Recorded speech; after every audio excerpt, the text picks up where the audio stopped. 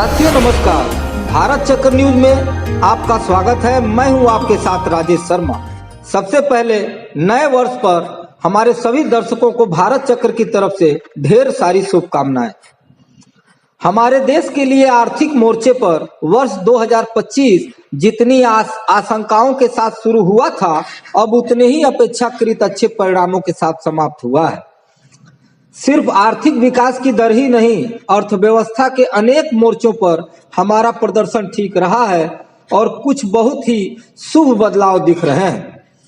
पर कई मामलों में हमारी कमजोरियां भी जाहिर हो रही हैं और उनको दुरुस्त करने की कोशिशें नहीं हुई, तो अभी दिख रही गुलाबी तस्वीर को धूमिल होने में देर नहीं लगेगी।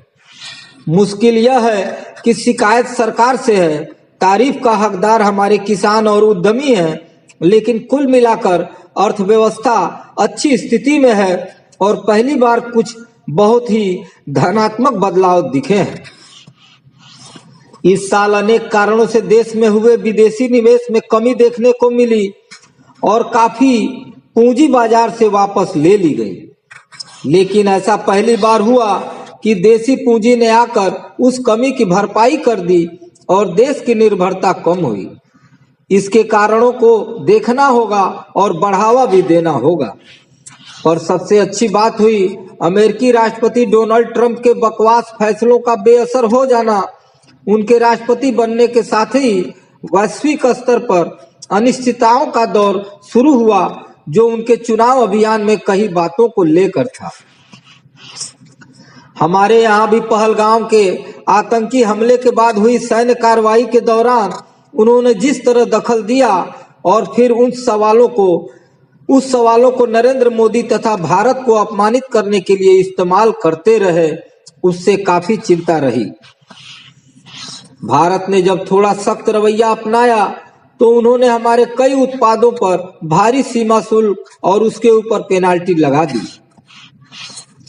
वे रूस से सस्ता तेल खरीदने के हमारे फैसलों को बहाना बना रहे थे, लेकिन अमेरिका, यूरोप के देश समेत काफी सारे देश ऐसा कर रहे थे।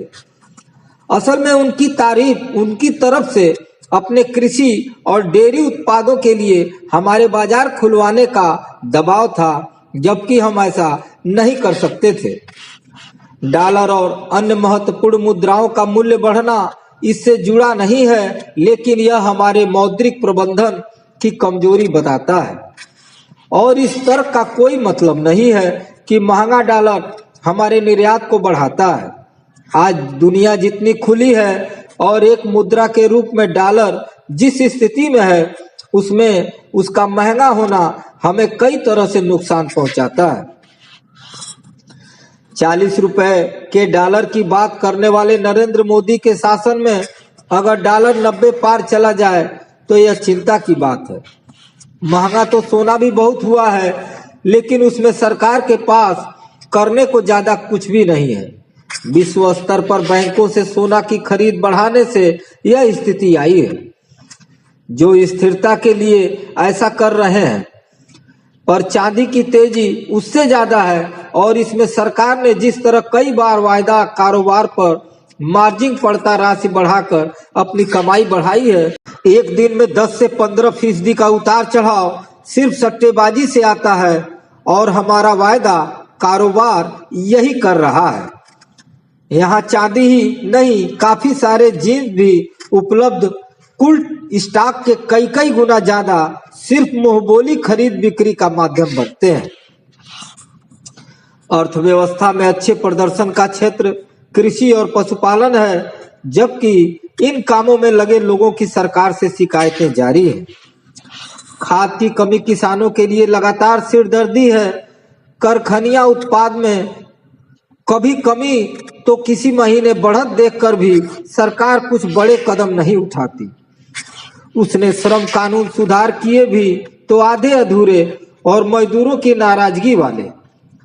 असेंबलिंग का काम जरूर बढ़ा है, लेकिन उससे विदेशी मोबाइल कंपनियों का लाभ ज्यादा बढ़ गया है, या पुर्जे सप्लाई में एकाधिकार रखने वाले चीन का। यह कहना मुश्किल है। वैसे यह उल्लेखनीय है कि चीन का विदेश व्यापार का सरप्लस 1 ट्रिलियन का हो चुका है।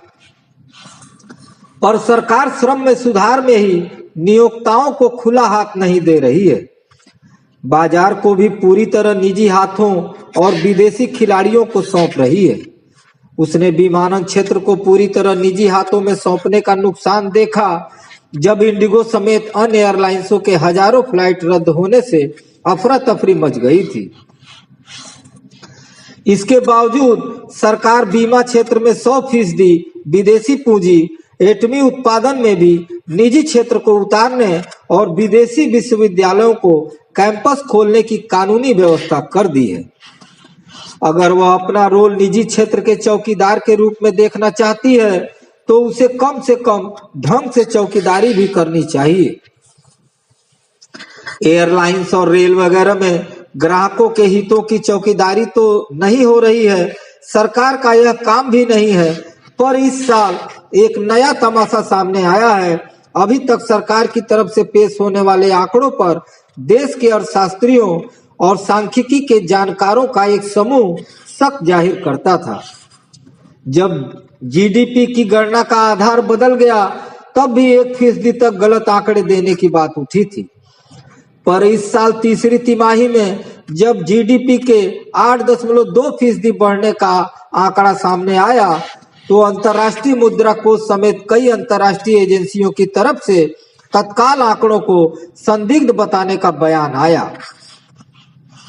पहले रेटिंग एजेंसियों की तरफ से बेईमानी का फैसला आने पर देशी अर्थशास्त्री और सरकार भी शोर मचाती थी।